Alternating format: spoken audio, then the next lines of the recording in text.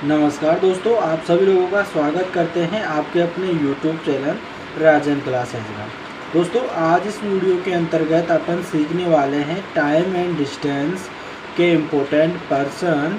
अगर दोस्तों आपको टाइम एंड डिस्टेंस में कोई आपको दिक्कत आती है, कोई आपसे पर्सन आपसे बनता नहीं है, तो इस वीडियो के बाद में आपसे प्रत्येक पर्सन बनने लगेगा। तो यहाँ पर दोस्तों पहले पर्सन पर चलिएगा। पहले पर्सन को अपन यहाँ पर सोल्व करते हैं। पहला पर्सन है दोस्तों, यहाँ पर दे रखा है कि 240 मीटर लंबी ट्रेन 300 मीटर लंबे प्लेटफॉर्म को 27 सेकंड में पार करती है। तो यहाँ पर किलोमीटर प्रति घंटा में ट्रेन की गति यहाँ पर बताना है।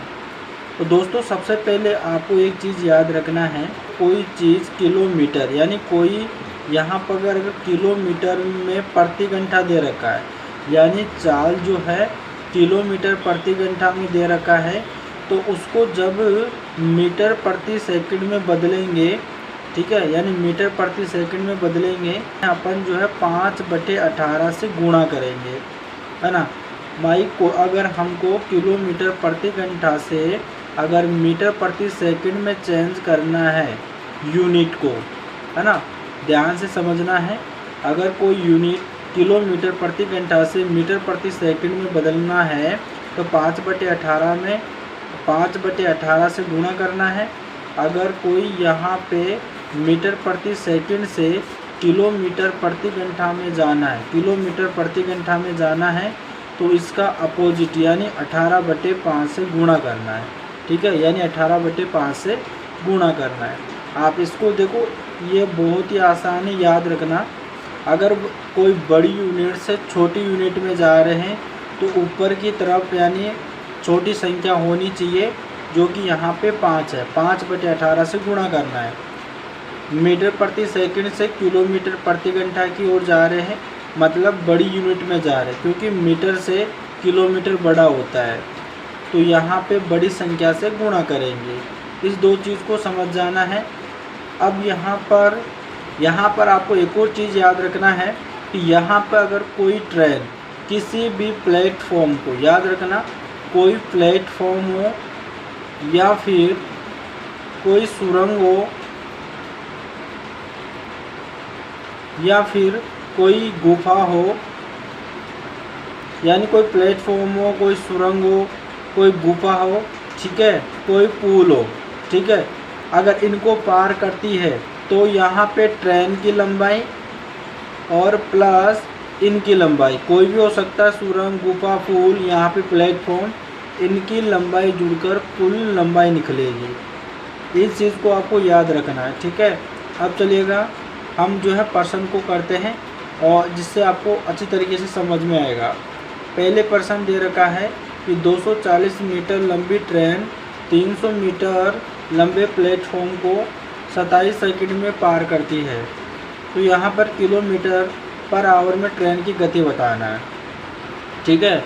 तो यहाँ पर एक फॉर्मूला आपको पता होगा कि जो चाल बराबर क्या होता है, चाल बराबर होता है दूरी बटा समय, दूरी बटा समय, ये चाल का फॉर्मूला होता है, ठीक है। चाल बराबर क्या होता है, दूरी बटा समय होता है। तो यहाँ पर दे रखा है 240 मीटर लंबी ट्रेन 300 मीटर लंबे प्लेटफॉर्म को, है ना, यानी 27 सेकंड में पार करती है। तो यहाँ पर प्लेटफॉर्म की लंबाई और यहाँ पे ट्रेन की लंबाई, दोनों लंबाई जुड़ेगी, तब इनकी कुल दूरी निकलेगी, ठीक है। तो यहाँ पर सबसे पहले अपन चाल निकालते हैं, है ना। तो चलिएगा, देखो यहाँ पर लिख लेंगे अपन चाल बराबर अब दूरी क्या लिखेंगे, ट्रेन की लंबाई और यहाँ पे प्लेटफॉर्म की लंबाई, ठीक है, यानी कि 240, ठीक है, 240 प्लस और यहाँ पे लिखेंगे 300, ठीक है, यहाँ पे लिखेंगे 300 और बटे में क्या लिखेंगे, समय कितना है यहाँ पे 27 सेकंड, तो यहाँ पर 27 लिख लेंगे, ठीक है। तो यहाँ पर आ जाएगा चाल बराबर अब दोनों जुड़ेगा 300 और 200 500 यानी 540 हो जाएगा, ठीक है, 540/27 हो जाएगा। अब 27 का एकम 27, 27 दूनी 54, यानी जो है चाल निकल गई। चाल कितने आ गई 20, है ना। लेकिन ये मीटर प्रति सेकंड में आई है। क्या ये मीटर प्रति सेकंड में, क्योंकि हमारी लंबाई भी मीटर में थी और यहाँ पे जो समय है वो भी सेकंड में था, तो यानी मीटर प्रति सेकंड में चाल आ गई हमारी। अब जो है हमको किलोमीटर पर आवर में चाहिए, तो किलोमीटर पर आवर में चाहिए तो मतलब कि यहाँ पर मीटर प्रति सेकंड में है और किलोमीटर प्रति घंटा में निकालना है, तो क्या करना पड़ेगा 18/5 से गुणा करना पड़ेगा। किसको, यहाँ पर 20 को।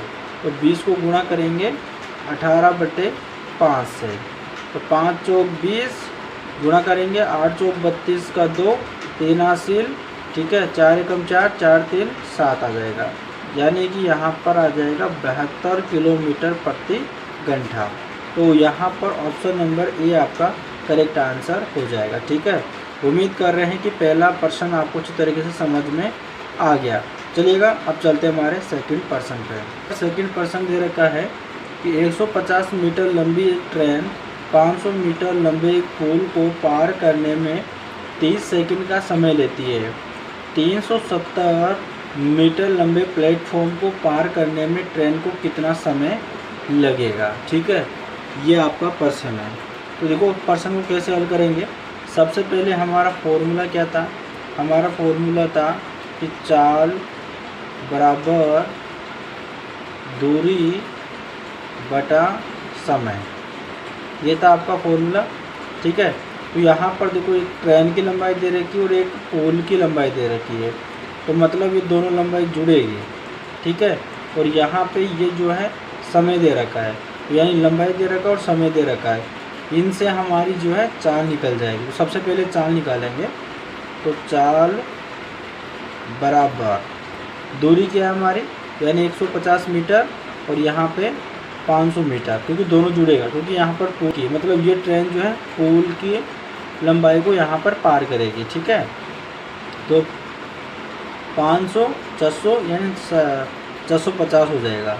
450 बटा समय कितना दे रखा है 30। ठीक है, तो इसे काट लेंगे, यहाँ से कटा, तो यहाँ पर हमारे पास चाल आ गई कितनी 65/3। ठीक है, ये हमारी चाल निकल के आ गई। ठीक है, यानी ये चाल निकल गई मीटर प्रति सेकेंड। अब हमको आगे क्या दे रखा है, आगे दे रखा है 370 मीटर लंबे प्लेटफॉर्म को पार करने में ट्रेन को कितना समय लगेगा, ट्रेन को कितना समय लगेगा। ठीक है, तो समय कितना लगेगा ये निकालने के लिए क्या करना पड़ेगा आपको, देखिएगा समय निकालने के लिए आपको क्या करना पड़ेगा। देखो यहाँ पर चाल बराबर दूरी बटा समय होगा। अब देखो यहाँ पर चाल गुणा समय हो जाएगा, जब इस प्रकार तीरे गुणा करेंगे तो यहाँ पर देखिएगा चाल गुणा समय, चाल गुणा समय हो जाएगा बराबर इधर क्या बचा दूरी। ठीक है, अब मुझे समय निकालना है, तो यहाँ पर समय बराबर इधर दूरी है। ठीक है, दूरी बटा चाल हो जाएगा। ठीक है, दूरी बटा चाल हो जाएगा। अब देखो यहाँ पर 370 लंबे प्लेटफॉर्म, ये प्लेटफॉर्म की लंबाई आ गई 370 और ट्रेन की लंबाई कितनी थी 150। ठीक है, तो यहाँ पर जुड़ जाएगा, यानी ये दूरी हो जाएगा 370 प्लस यहाँ पे 150। ठीक है, और बटा चाल कितनी है आपकी, यानी 65 बटा यहाँ पे 3 आ जाएगा। ठीक है, अब इसको सोल्व करेंगे अपन, यहाँ पे चलेगा सोल्व करते हैं।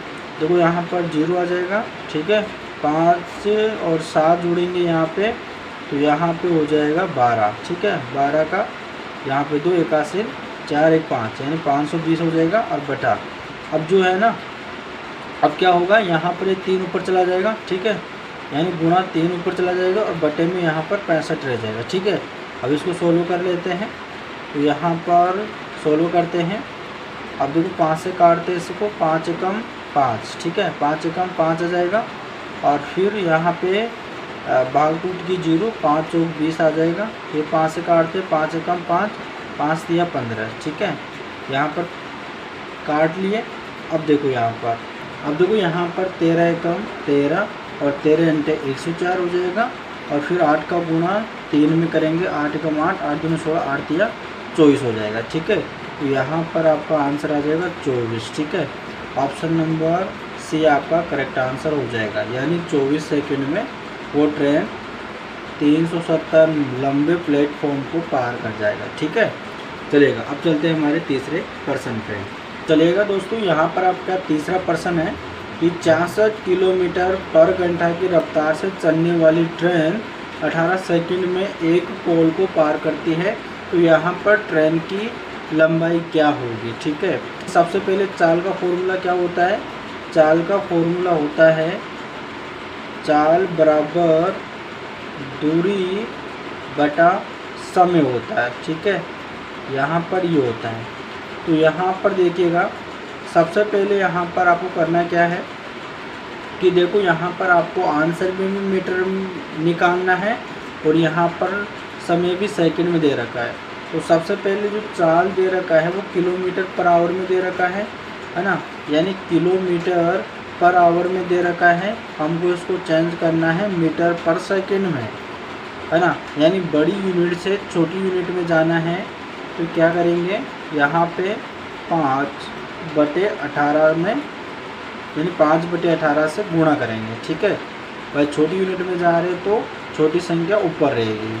तो यहाँ पर क्या करेंगे अपन कि 66 गुणा 5/18 ये हो जाएगा हमारा मीटर पर सेकंड में। ठीक है, मीटर पर सेकंड में ये हमारी चाल हो जाएगी। तो चाल की जगह चाल रखेंगे, तो यहाँ पर 66 गुणा 5/18 बराबर दूरी तो हमको निकालना है ट्रेन की लंबाई, तो इसको बराबर डी रख लेते हैं। और समय कितना दे रखा है यहाँ पर 18 सेकंड।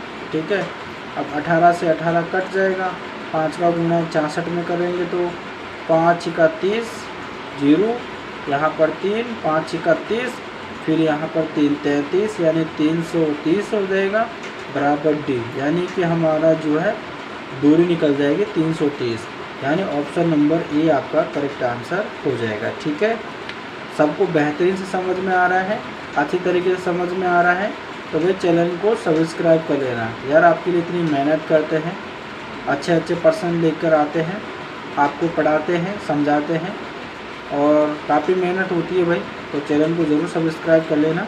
चलेगा, अब चलते हैं हमारे अगले प्रश्न पे। चलेगा दोस्तों, यहाँ पर हमारे पास में चौथा प्रश्न है और चौथे प्रश्न को पढ़ते हैं। यहाँ पर दे रखा है कि एक ट्रेन यहाँ पे 38 सेकंड में 300 मीटर लंबे प्लेटफॉर्म को पार करती है, जबकि यह 18 सेकंड में एक सिग्नल पोल को पार करती है, तो किलोमीटर पर आवर में ट्रेन की गति क्या होगी। ठीक है, यानी ट्रेन की यहाँ पर चाल पूछ रहा है। सबसे पहले तो यहाँ पर देखिएगा, यहाँ पर आया सिग्नल पोल, यानी एक खंबे को पार कर रही है। अब यहाँ पर बता दें कि अगर कोई खंबे को पार करेगी तो यहाँ पर ट्रेन अपनी ही दूरी को तय करेगी, क्योंकि कोई खंबे की कोई दूरी नहीं होती है। ठीक है, इसकी ऊंचाई होती है। ओनली जो दूरी तय करती है वो प्लेटफॉर्म, पोल, है ना, इनकी ही दूरी तय करेगी। ये पतला से होता है, इसकी कोई लंबाई नहीं होती है, तो इसकी कोई लंबाई नहीं होगी। जब भी किसी सिग्नल पोल को पार करेगी तो ट्रेन खुद की ही लंबाई को तय करेगी। ठीक है, इतना समझ गए, चलेगा। अब हमारा फॉर्मूला क्या था, हमारा फॉर्मूला था चाल बराबर दूरी बटा समय। इसको तो याद रख लेना आपको, ठीक है, बहुत ही इम्पोर्टेंट है ये, है ना। चाल बराबर दूरी बटा समय हो गया। तो यहाँ पर देखो दूरी कितना दे रखा है। सबसे पहले यहाँ पर एक ट्रेन 38 सेकंड में 300 मीटर लंबी प्लेटफॉर्म को पार करती है। ठीक है, यहाँ पर ओनली प्लेटफॉर्म की लंबाई दे रखा है, ना कि ट्रेन की लंबाई। तो ट्रेन की लंबाई नहीं दे रखा है तो हम उसको x मान लेंगे। ठीक है, तो यहाँ पर क्या करेंगे, चाल बराबर दूरी को, ट्रेन की लंबाई को x मान लेंगे, प्लस प्लेटफॉर्म की लंबाई यहाँ पर 300 दे रखा है तो 300 लिख लेंगे। और कितना समय लग रहा है यहाँ पे समय लग रहा है 38 सेकेंड। ठीक है, तो यहाँ पर अपन कर लेंगे 38 सेकेंड आ गया। ठीक है, एक शर्त तो हमारी ये बन गई। ठीक है, दूसरी शर्त ये दे रखा है कि जबकि यही ट्रेन की बात हो रही है कि यही ट्रेन 18 सेकंड में एक सिग्नल पोल को पार करती है ना। तो यहाँ पर लिखेंगे दोबारा चाल बराबर, ठीक है, अब दूरी क्या लिखेंगे, दूरी लिखेंगे ओनली ट्रेन की लंबाई, ठीक है। तो क्योंकि यहाँ पर ये एक पोल को पार कर रही है और पोल की कोई लंबाई नहीं होती, तो इसलिए यहाँ पर ट्रेन की ही लंबाई लिखेंगे। तो यहाँ पर ट्रेन की लंबाई क्या माना था हमने, x, तो यहाँ पर x लिख लेंगे और बटा लिखा, और कितने समय में, 18 सेकेंड में, तो यहाँ पर 18 आ जाएगा, ठीक है। अब देखो यहाँ पे आपको समझना है कि यहाँ पे इतनी दूरी, ठीक है, यानी इतनी दूरी x + 300 है ना, भाई ट्रेन की लंबाई और प्लेटफॉर्म की लंबाई, इतनी दूरी को 38 सेकंड में तय कर रही है। तो यहाँ पर लिखेंगे x + 300 कितने समय में, यहाँ पे 38 सेकंड में, ठीक है। दूसरी शर्त के अनुसार यानी कि x दूरी को यहाँ पे 18 सेकंड में तय कर रहा है, ठीक है। अब देखो यहाँ पर डिफरेंस निकालेंगे। सबसे पहले तो डिफरेंस कैसे निकालेंगे कि 38 में से यहाँ पे जो है 18 माइनस करेंगे, तो यहाँ पर 8 में से 8 गया 0 बचा, 3 में से 1 गया तो यहाँ पर 2 बचा, 20 सेकंड आ गया, ठीक है, यानी 20 सेकंड आ गया। अब यहाँ पर देखो, यहाँ पर x + 300 और यहाँ पर x है, जब माइनस करेंगे तो x कट जाएगा, ओनली 300 बचेगा, तो 300 लिख लेंगे अपन यहाँ पे। अब देखो 20 सेकंड में 300 मीटर की दूरी तय हो रही है, ठीक है। तो हमारे पास में ये आ गए 300, ठीक है, हमारे पास में 300 आ गया, और बटा ये 20 लिख लेंगे, ठीक है। तो ये 4 निकल जाएगा इस प्रकार से, ठीक है, 4 निकल जाएगी। तो यहाँ से 0 कट गया, और यहाँ से कटेगा तो यहाँ पर 15 आ जाएगा, ठीक है। कितना आ गया, 15। लेकिन ये 15 मीटर प्रति सेकंड में है, ठीक है।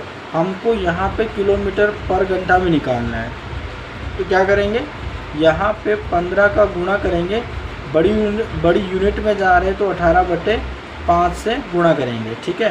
तो 5 एकम 5, 5 तिया 15, और 18 एकम 18, 18 दूनी 36, 18 54, ठीक है। यहाँ पर आ गए 54 किलोमीटर पर आवर, ठीक है, 54 किलोमीटर पर आवर। तो यहाँ पर ऑप्शन नंबर सी आपका करेक्ट आंसर हो जाएगा, ठीक है। उम्मीद कर रहे हैं कि जितने मैंने क्वेश्चन कराए हैं वो आपको अच्छी तरीके से समझ में आया होगा। तो मिलते हैं नेक्स्ट वीडियो में, तब तक के लिए धन्यवाद।